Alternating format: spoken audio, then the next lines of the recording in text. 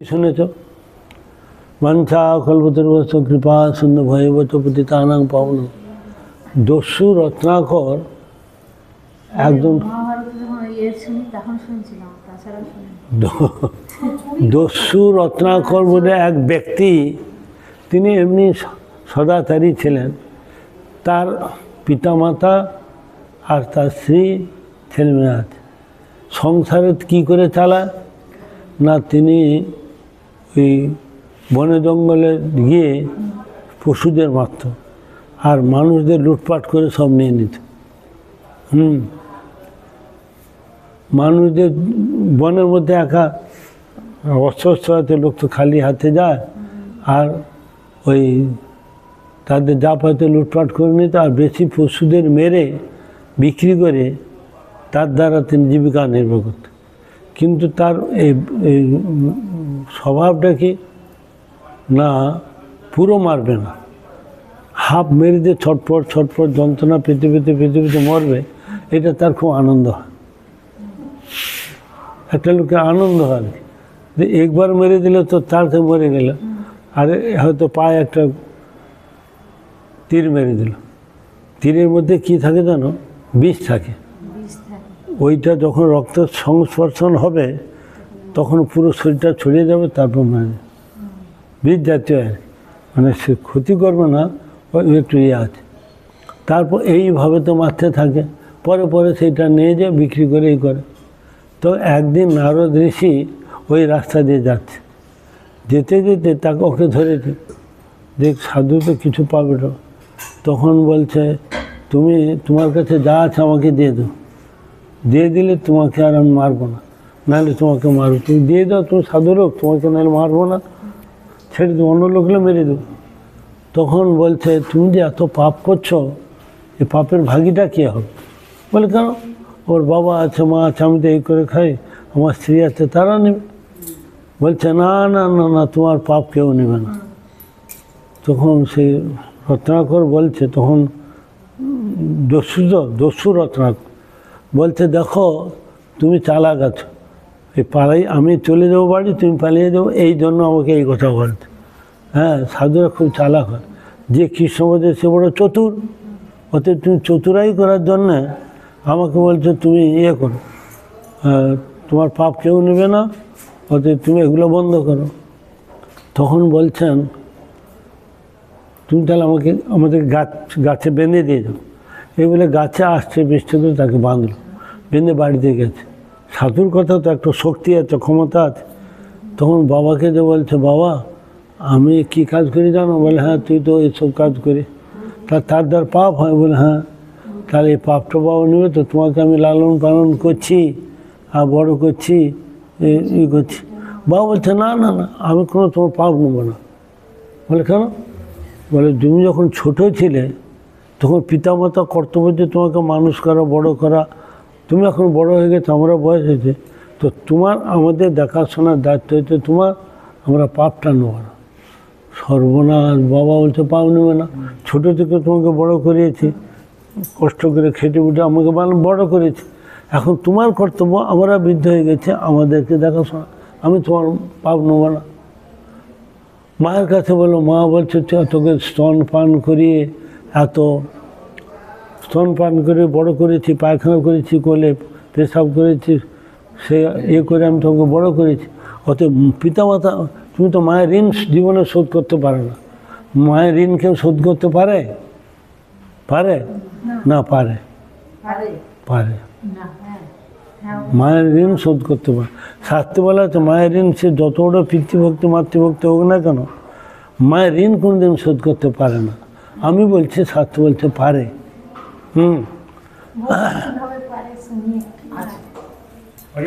যাওয়ার সময় একটু কমলবাবুকে জিজ্ঞাসা করবি তো, এই তোর সঙ্গে খুব আর ভালো হবে। কমলবাবুকে যে যাওয়ার সময় তোমার কমলবাবু গল্প করে না, বলছে, কেউ কি মায়ের ঋণ শোধ করতে পারে? হ্যাঁ কি না বলবে? বলে, হ্যাঁ কি না, মায়ের ঋণ কেউ শোধ করতে পারে কেন? জিজ্ঞাসা করেছে, কালকে উত্তর দেবো। আমি তো জানি না, তোদের কাছে জেনে আমি। হ্যাঁ, আজকে ওইটা বলছি না, অন্য প্রসঙ্গে বলবো কালকে তোমরা এসে আমাকে বলবে কর্ম কী উত্তর দিল। আরও যত সাধুরা আছে ওদেরকে জিজ্ঞেস করতো। কমলবাবু বয়োজ্যেষ্ঠ বৃদ্ধ, 60 বছর মঠে আছে, তো ওর জ্ঞানবৃদ্ধ বয়োবৃদ্ধ, উনি এই উত্তরটা দিত। আর এরা কেউ পারতে পারে না পারত। হ্যাঁ, ওদেরকে হরিভজন করলেই পারবে। মা বাপকে যদি যদি বৈষ্ণব হয়ে পরিবর্তন করে তাহলে ভগবানের আশ্রিত হতে হবে। ভগবানের আশ্রিত সদ্গুরুর চরণে আশ্রয় করে ভগবানের যদি সেবা করে তাহলে করতে পারবে, এছাড়া করতে পারবে না। ঋণ সেখানেই যায়, ঋণ শোধ হওয়া খুব কঠিন। কী বলছিলাম, কী বললাম? তখন দস্যু তা মা বলছে যে না, তোমাকে আমি বড় করেছি, মানুষ করেছি, বড় করেছি, তোমার পাপ আমি নেব কেন? তোমার আমাদের পালন করা তোমার কর্তব্য। অতএব এই বৃদ্ধ বয়সে আমরা কোথাও তোমার ছেলে মেয়েদের কর্তব্য তাকে মানুষ করা। তার স্ত্রীকে বলছে না, বিয়ের সময় তুমি কী কথা ছিল, তুমি আমি অর্ধাঙ্গিনী, তুমি আমাকে পালন পোষণ মানুষ করবে, তোমার পুণ্যটা নেব কিন্তু পাপটা নেব না। প্রত্যেক স্ত্রীরা স্বামীর ইয়েটা পায়, পুণ্যটা পাবে, পাপটা সে নেবে না। হ্যাঁ, অর্ধাঙ্গিনী অর্ধেক ভাগ সে পাবে। আর আমাদের ভক্তি মার্গেতে সহধর্মিনী, ধর্মের সহায়তা করে। অর্ধাঙ্গিনী আর সহধর্মিনীর মধ্যে এইটুকু তফাৎ, বুঝতে পারছো? ধর্মের সহায়তা করবে। এই জন্য দুজন যদি থাকে, কেউ ফুল তুলে দিল, কেউ পূজা করলো, কেউ রান্না করলো, কেউ জোগাড় করে দিল, এই জন্য দুইজন নিলে সুবিধা। তার স্ত্রী নিল না, ছেলে মেয়ে নিল না, তখন তিনি এসে সাধুর চরণে পড়ে গেল। এখন কেউ তো পাপ নেব না, এক জীবনে কত আমি পাপ করেছি, তাহলে সে আমি কিসে উদ্ধার হব? তখন নিজে বিবেকটা বুঝে সাধুর কৃপাটা দেখুন, সে পরিবর্তন হয়ে গেল। এই জন্য শাস্ত্রে একটা প্রয়ার আছে, মহতের কৃপা বিনা কোনো কার্য সিদ্ধি নয়, কৃষ্ণ ভক্তি দূরে রহু সংসার নয় এখন। মহতের কৃপা ছাড়া এটা হবে না। একটাই মাত্র রাস্তা হচ্ছে মহতের কৃপা। এই নারদ ঋষি, দ্বাদশ মহাজন একজন মহাজন, স্বয়ম্ভু নারদ শম্ভু কুমার কপিল মন, প্রহ্লাদ জনক ভীষ্ম বলি বইয়া সুখীর বান, মার্কণ্ড অম্বরীশ বসুব্যবস বিভীষণ, পুণ্ডরীক বলি শম্ভু প্রহ্লাদ নারদ ধ্রুব, দালভ পরাশর ভীষ্ম নারদাস বৈষ্ণবই, শিবাং হরি নেশভ্যামি নো চেদাঙ্গ। তো কী কথা মনে করলাম, তিনি বৈষ্ণব বটে, তিনি মহাজন বটে, তিনি সাধু বটে, নারদী। এই নারদী কৃপাতে কী হলো, তিনি তখন তাকে খুলে দিত, তার হাতে পায়ে পড়ে ছোট্ট। তখন নারদী বলছে, যাও এই গঙ্গাতে স্নান করে এসো, কৃপা দিন। গঙ্গা স্নান করবে কি, ও স্নান করার আগে জলটা শুকিয়ে গেল, এত পাপ করেছে, গঙ্গাদেব শুকিয়ে গেল। মানে পাপ করছে, তার পাপটা গঙ্গাদেব নেবে না, ধুইলে তো পাপটা তার যাবে, গঙ্গাদেবী শুকিয়ে গেল। তবু তো মুশকিল, তাহলে কী হবে? বলে তুমি এত পাপ করেছো, গঙ্গাদেবী পর্যন্ত তোমার দিকে ফিরেও তাকাচ্ছে না। বলে তুমি রাম বলো, হরে কৃষ্ণ কৃষ্ণ হরে রাম, রাম বলতে পারছে না, রাম উচ্চারণই হচ্ছে না। তখন একটা মরা গাছ দেখে বলছে, এটা কি না, মরা মরা মরা মরা মরা, এই মরা মরা করতে করতে রাম রাম উল্টে যাবে, মরা রাম, এই বলে তাকে এই মন্ত্রটা দিয়ে আর তাকেও ওইখানে রেখে দিয়ে তিনি চলে গেলেন। তিনি ওখানে ওই ঝুপড়ির মধ্যে থেকে এই রাম নাম করতে লাগলেন। আর লোক বলে এত বড় একটা দস্যু, সবাই নাম জানে, রত্নাকর দস্যু, তো সে কিনা কি সাধু হয়ে গেছে, চল তো দেখে আছে। আর সাধুর কাছে এলে খালি হাতে এলে হবে না, সব কিছু নিয়ে যেত, নাহলে ফলটা বিপদ হবে, কোনো ফল পাবে না। বরং তার কি হবে, লাভ একটা হবে, সাধুর যে দোষ, যত দোষ আছে ওকে দিয়ে দেবে, তার পুণ্যটা সে নেন।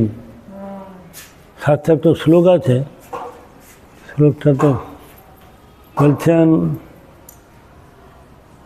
দুষ্কৃতিং দত্ত্বা সুকৃতিং, কালকে শ্লোকটা মনে করে ভালো করে বলছে। শাস্ত্রে একটা শ্লোক আছে, সাধু কারো বাড়িতে যদি ফিরে যায় বা কারো যদি প্রতি অপ্রসন্ন হয়, হ্যাঁ, দূর দূর করে তার দিলে কী করলো না, তখন বলছে তার যত প্রকার সুকৃতি আছে, পুণ্য আছে, সে পেয়ে যাবে। পুণ্য মাদায় গচ্ছতি। আর যত দুষ্কৃতি আছে, খারাপ গুণগুলো হচ্ছে তার মধ্যে দিয়ে সে তার পুণ্যটা নিয়ে আর তার দোষগুলো তাকে দিয়ে তার বাড়ি থেকে চলে যাবে। এই জন্য অতিথি যদি ফিরে যায় জগতের খুব অকল্যাণ হয়। এই জন্য অতিথিকে ফেরাতে নেই। চারটা জিনিস আছে, চারটা জিনিস যদি করে তাহলে অতিথির অভিশাপটা লাগবে না। কি? মিষ্টি কথা, বসার জন্য একটু ঘাস টাস দিয়ে যেখানে বসাবে, আর হয়ে যাও এক গ্লাস জল আর একটু হাওয়া। এই চারটে জিনিসে তাতে অতিথি অসন্তুষ্ট হবে। পাচ্ছে না, দেখুন আমার ঘরে কিছুই নাই, কী দিয়ে করবো, আপনাকে ক্ষমা করুন। তাকে একটু মিষ্টি কথা, একটু জল, একটু আসনে বসতে দেয়, একটু হাওয়া করা। এইটা একদম গরিব জন্য এই সমস্ত কথা বলা আছে। তাতে অতিথি কোনোদিন তারপর যাও যাও যাও আগে দিকে যাও, এই খেতে খেতে পারো না, ঘুরে ঘুরে বেড়াচ্ছ, অনেকে বলে না, এই সমস্ত বলে মানে তাকে আঘাত দিয়ে কথা কয়। আমাদের কথা হচ্ছে, মহাপ্রভু বলছেন, যারে দেখো তারে কহ কৃষ্ণ উপদেশ, আমার আজ্ঞায় গুরু হইয়া তার ওই দে। যাকে দেখবে তাকে কৃষ্ণ কথা বলো।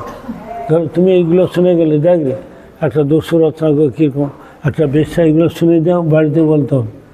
তো তোমার লোকটাকে বললে তার ধীরে ধীরে কিনা আজ একটা গল্প, কাল একটা গল্প, এই সমস্ত বললে তার কী হবে, চিত্তবৃত্তি পরিবর্তন হবে। আর তোমার এখান থেকে যাবে না, এখানে থেকে যাবে। এখানে শুনে নিচে গিয়ে এগুলো যদি চিন্তা না করো তাহলে সব কিছু ভুলে যাবে। কিছু বুঝলে, সব ভুলে যাবে। এই জন্য কিছু দিয়ে বলতে হয় যে ছেলেকে হোক কি আর কাউকে হোক, যে আজকে এই মঠে গেছে লাভটা খেয়েছে, এইটা এইটা শুনে। আর মহাপ্রভুর কথা, যারে দেখো তারে কহ কৃষ্ণ উপদেশ, আমার আজ্ঞায় গুরু হইয়া তার ওই দে। গুরুটা হচ্ছে কৃষ্ণ, তোমার কোনো বিষয় তরঙ্গ বাঁধবে না। এই জন্য একটু একটু বলতে বলতে বলতে বলতে তোমারও অভ্যাস হবে, তারও বলা হবে, এইবারে তার কল্যাণ হবে। তখন সেই দস্যু কী হলো, সেই রত্নাকর দস্যু তিনি পরিবর্তন হলো। এই করতে করতে তিনি নারদর্শী কৃপাতে তিনি একটু একটু গীতা পাঠটা একটু করতে করতে তিনি এই বাল্মীকি রামায়ণ তৈরি করেন। তার সেই তার ভগবানের কাছে তিনি আকুল খন্ড। একটা লোক যদি ভুল বুঝতে পারে না যে আমি ভুল করেছি, তখন তা হা হুতাশ হবে যে সত্যি আমি এত প্রাণী তার এই পাপগুলো লাগবে না। তো তখন মনে হবে তারা দোষ করে, আমি তাকে এই অন্যায়ভাবে করেছি।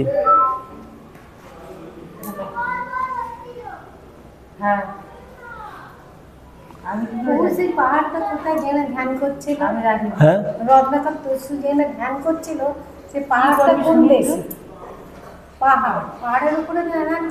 দক্ষিণ দেশে কোথায়, দক্ষিণ দেশে একটা কি জায়গা, বনে জঙ্গলে এই করতো, কিন্তু যে ওই জায়গাটার স্থানটার নাম ওটাও মনে নেই। একটা গল্প পড়েছিলাম, সেইটাই বললাম।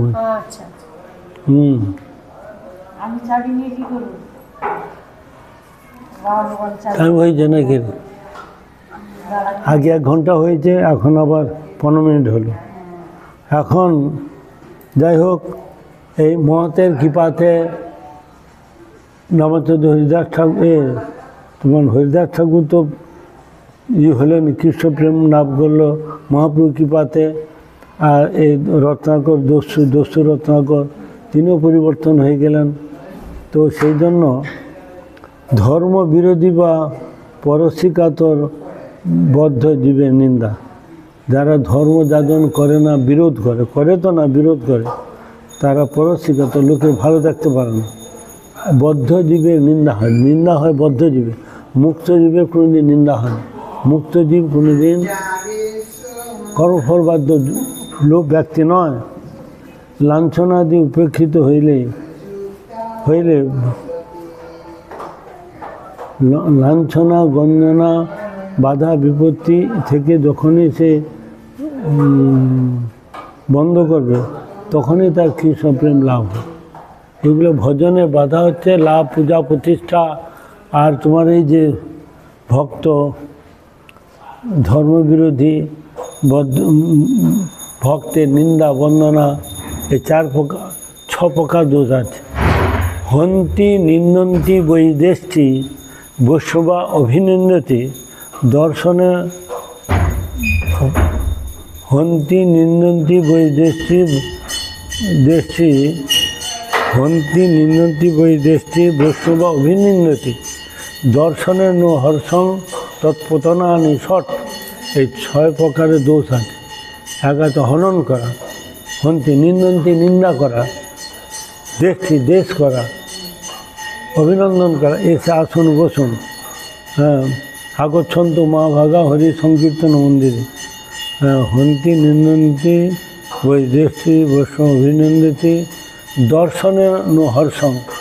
ভগবানকে গুরু বৈষ্ণবকে দেখে যদি আনন্দ না হয়, হ্যাঁ, এই একটা দোষ। বৈষ্ণব দেখিয়া চরণে পড়িব হৃদয়ের বন্ধু জানে। বন্ধু জেনে তাকে হৃদয়ে পড়তে, তবে বৈষ্ণবের কৃপা তাই সর্বসিদ্ধি অবশ্য পাইবে। তো তবে সে বৈষ্ণবের কৃপা লওয়ার যোগ্যতা। এছাড়া বৈষ্ণবের কৃপা নিতে হলে কিছু করে নিতে হয়, কিছু তার সেবা হোক। তদ্বিদ্ধি পরিপাতেন পরিপ্রশ্ন সেবায়া উপদেক্ষণ দিতে জ্ঞানং জ্ঞানীরং তত্ত্বদর্শী। এই জ্ঞানী ব্যক্তি, তত্ত্বদর্শী ব্যক্তি, এইটা হচ্ছে কার্য। হ্যাঁ, তো এদের যদি কেউ সেবা করে, নাম করে, ভগবান তার প্রতি অতি প্রসন্ন হয়। এই জন্য ভগবান প্রসন্ন হলে গুরু বৈষ্ণব প্রসন্ন হবে। বৈষ্ণবের আবেদনে কৃষ্ণ দয়াময় এহেন পামরের প্রতি হবে না সদয়। এই বৈষ্ণবের আবেদনটা ভগবান কী করেন, তা শ্রবণ করেন। তোমার আমার কথা শুনবে না, ভগবান কার কথা শুনবে না? বৈষ্ণবের কথা শুনবে। বৈষ্ণব যদি বলে তার প্রভুকে এদেরকে কৃপা করো, সে কৃপা করতে বাধ্য। কৃষ্ণ নামে অপরাধের বিচার আছে, গৌর নিত্যানন্দের নামে অপরাধে নাহিক বিচার। হ্যাঁ, গৌর নিত্যানন্দের নামে নাহিক অপরাধের বিচার।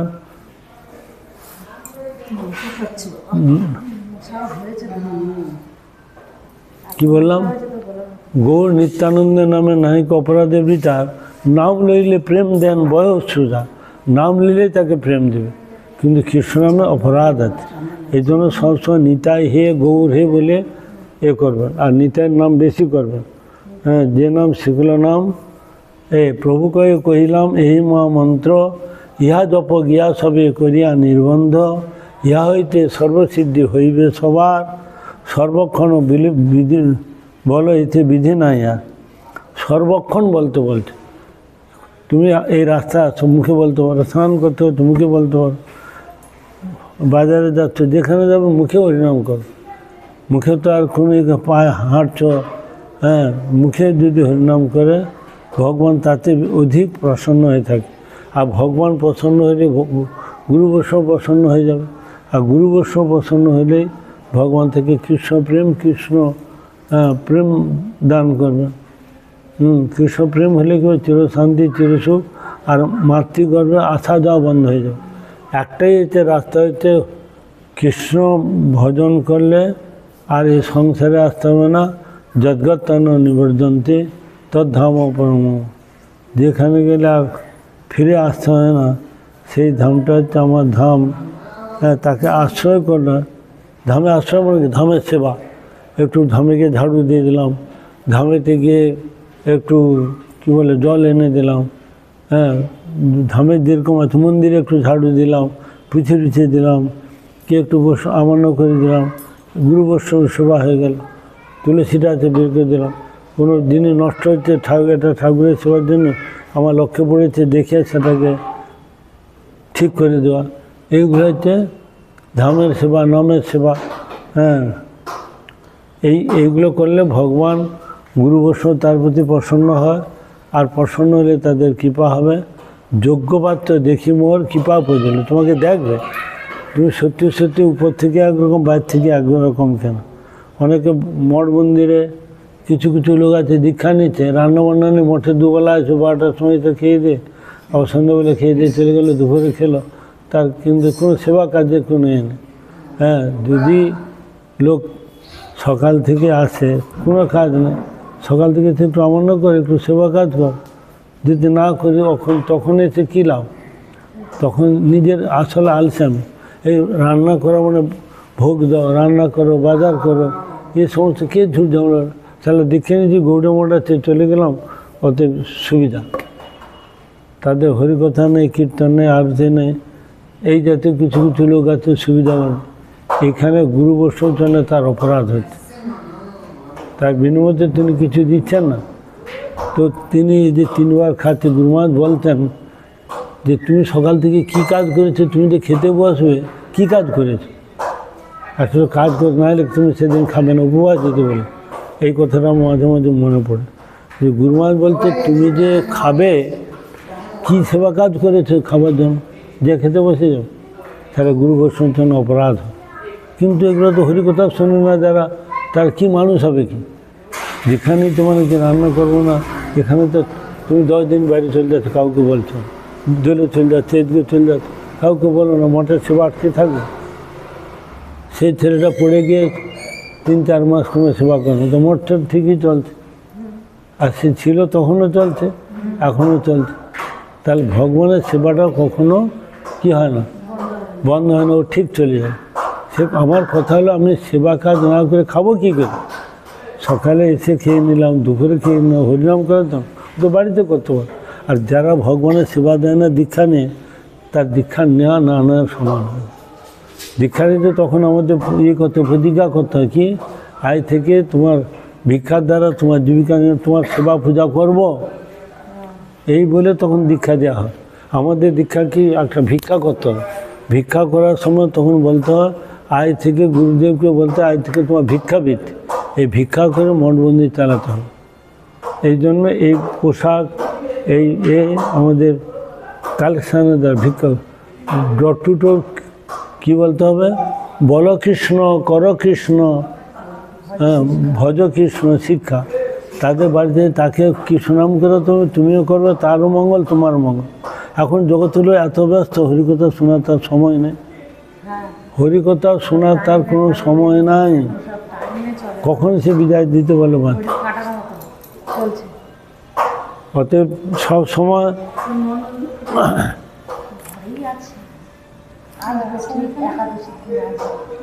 তাহলে ধর্ম বিরোধী পরশ্রী কাতর। কাতর মানে বুঝো? কাতর মানে কি? কাতর, কাতর,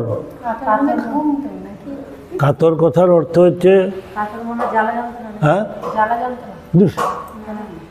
তখন একটা লোককে বলছে এই তুই মন্দিরে পূজা করে দিত, তখন বলছে কাতর, এই রান্না করতো কাতর। কাতর মানে আমি পারবো না, আমি অপারক, করবে না, এই জন্য কাতর শব্দটা বলো। এটা হয়তো আসামি ভাষা, ওইদিকে লোক, সিলেটে ওইদিকে লোক বলে। হ্যাঁ, আমি একজনকে বলছি আরে এই পূজারি দেরি হচ্ছে, নতুন গেছি মন্দিরে, তুই ভগবানের ভোগটা লাগিয়ে। সে বলছে আমি কাতর, সে কাতর। এই আজকে কেউ লোক নেই, ও রান্না, এই ঠাকুরের রান্না, আমি কাতর মানে আমি করবো না, পারবো না, তাকে কাতর শব্দ বলে।